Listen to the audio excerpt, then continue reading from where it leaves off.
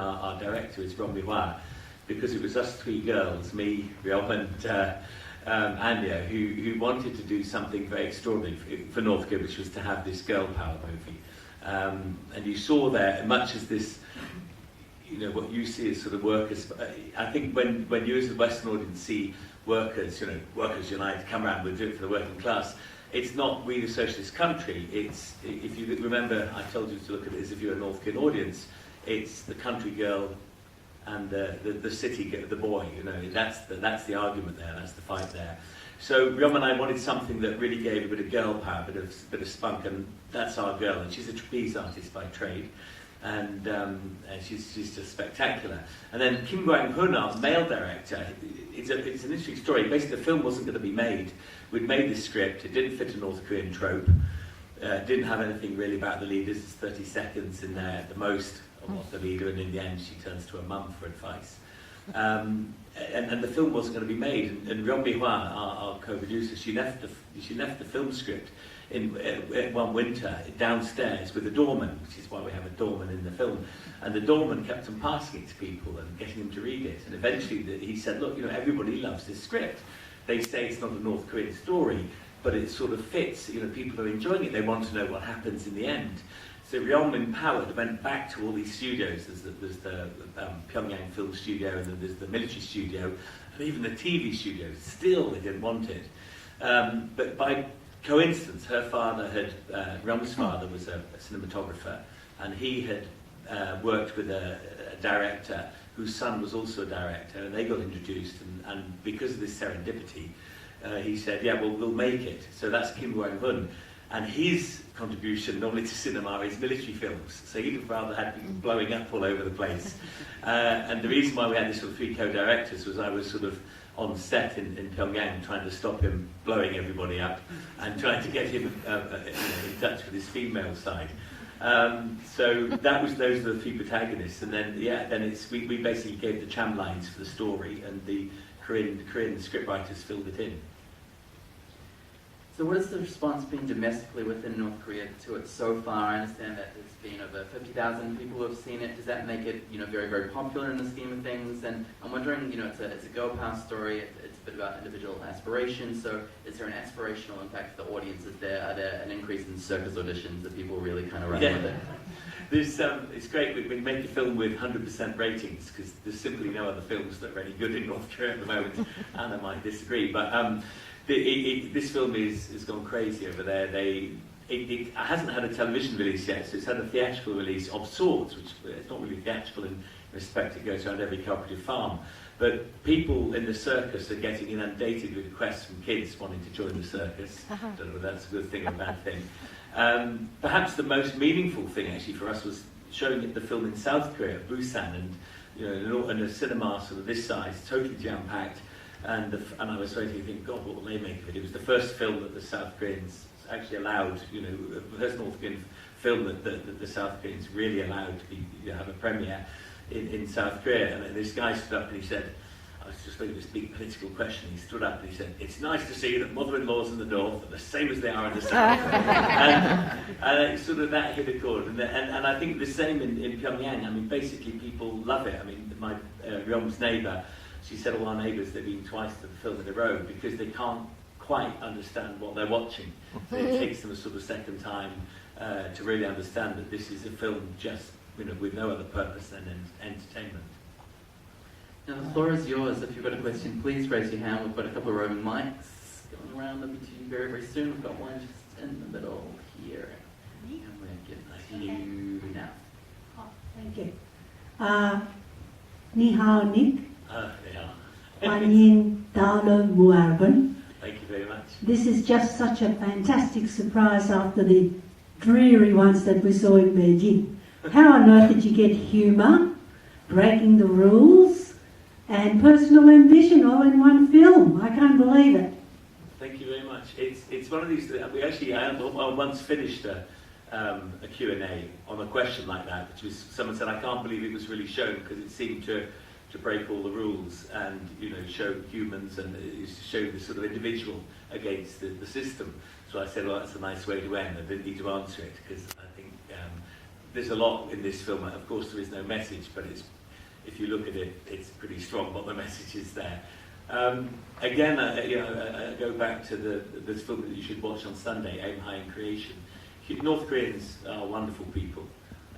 They live in an abhorrent system, but as individuals, they're great. And this girl, I mean, Anna and Lisette will agree with me. This little girl is based on the friend that we both know, based on our co-producer. And it's the steel miner, the guy at the steel forge who says, you don't take no for an answer. There are individuals like that in Korea.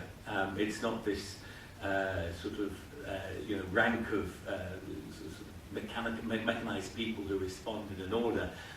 They have individuality with them. I think there's the little scene there you saw where they all stand in rank and row, and yet they're individuals. They wrote it. I mean, that's the other thing. We didn't write. I mean, I would certainly never put. We never wanted to make a Euromash film. We wanted it to be a North Korean film.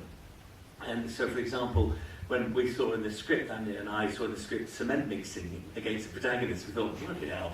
But, it sort of seemed to fit a North Korean style, so we thought, we'll give it a go. And in its way, it's a very soft way it works. But they filled in these other things. They filled in the sort of chap trying to bribe his way in past the doorman with a bread coupon. So there's a lot there. I hope it's one of these films that will release a bit of individualism over there. I hope it has that power. I mean, it's. I was sort of speaking. I remember My Fair Lady and all this. There's something quite powerful in an individual girl in a society where the female, maybe slightly emancipated since Japanese occupation, but very much a sort of second-class citizen. So who knows? I don't know. I think that's going to be one for the future. But they made it. It was a real co-production in every sense of the world. We were dealing with filmmakers. We weren't dealing with politics, and that's probably the way why it came at it like it did. Thank you. Thank you. You've got one down here. Just a question. I mean, we sort of have this outside perspective of North Korea looking in, and surely they would have their own perspective looking out. Now, there was a film at the festival, a German film that another of my friends saw, I think it was called Camp 14. It was, I didn't see it myself, but my friends told me it was about a guy from North Korea who goes outside North Korea, and he just looked at the so-called the Western world, the capitalist world, and he couldn't stand it. He would go in supermarkets and he'd see people doddering around like zombies, looking at 10 different brands of soft drinks, 50 different brands of corn chips, and think, how can people live like this? They've got all this stuff thrown at them, and they've got to make all these choices and stuff. And whereas North Korea, obviously, they don't have that sort of problem. You have like one type of bread, one type you wait on the bread line or whatever. But how do they? I mean, you must have interacted with some of the actors and actresses. How did you get any feedback from them? Do they have any preconceived notions of what our world is like? Do they desire it, or are they happy being inside North Korea? I mean, there's always the impression that, they must hate it there, but surely there are some people who would find that to be utopian, like with East Germany, the Soviet Union. There are a lot of people who are very nostalgic about it. So what was your vibe of what they think about our world and their own world? That's sort of more based in, it's a fascinating question, probably covered better in the documentaries I've made. Camp 14 is a very powerful film. That's about the horrendous sort of human rights in North Korea, which are almost non-existent. And there are people who cover that. This, for other people, is a sort of Chinese saying is probably best, which is sort of basically the bigger the tree, the more wind you pick up. So people in Korea tend to stay small. They tend to sit around and do their jobs. And this film was made with actors, two trapeze artists. We were actually, the two actors here are trapeze artists, and we went to the circus to get, to grab them and say, we're going to make you a star. I think for them, the fascination is that they know we're screening in Melbourne because we're working together with Al. We've actually, brought 4 North Korean films over. And they're very excited because they say, what is an Australian audience? What will they make of this? They don't know. There's very few people. We took our actors out actually to Italy. Sadly, because of the politics, mainly from your side here, the Australian government, we weren't allowed to bring actors and actresses here. They've got an understanding. In Pyongyang, they've got an understanding. South Korean films do get in. There's been, but it's very, very small viewpoint. So you tend to live a life, but to sort of deny them that, which I think we do tend to do in the West, is say, you're living in this draconian system, you can't have a life. They do have a life. They do get up. People have affairs. There are drugs. There's not rock and roll, but there's their sort of version of it. So I think that the danger is that we sometimes we take a very patronising view and just say this is wrong and evil, these poor buggers. But they get on with life. You get on until, of course, you cross that system, and then that's where it's very frightening. So everywhere we work with on this film, they're filmmakers. They know how to make a film better than I know how to make a film. They do it in their own style. So I think the dynamic is that there are people there that just get on with life and not really knowing outside, and gradually, just very, very gradually. I mean, I've been there 20 years, almost every month. There's little exposure to the outside world, but I've lived in China at the same time for 20 years. The amount of engagement that we put into China, the amount of shows that we brought over from Britain and Australia, the amount of culture exchanges, education exchanges, sport exchanges compared to what we do in North Korea. I mean, it's nothing. We do absolutely nothing with North Korea. So it's a stagnated experiment, if you like, that's been closed since 1945. That was the division. And that's the sad thing. So I think more shame on us for not doing more engagement. And I mean, just there's another film that, again, Anna and Lizette's film here, you can do things in North Korea, but they do need opening up, they do need exposure.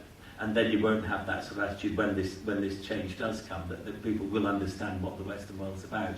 But actually, no, they know very little. But in their world, they have a world, if you know what I mean. They have a life in that. Interesting question.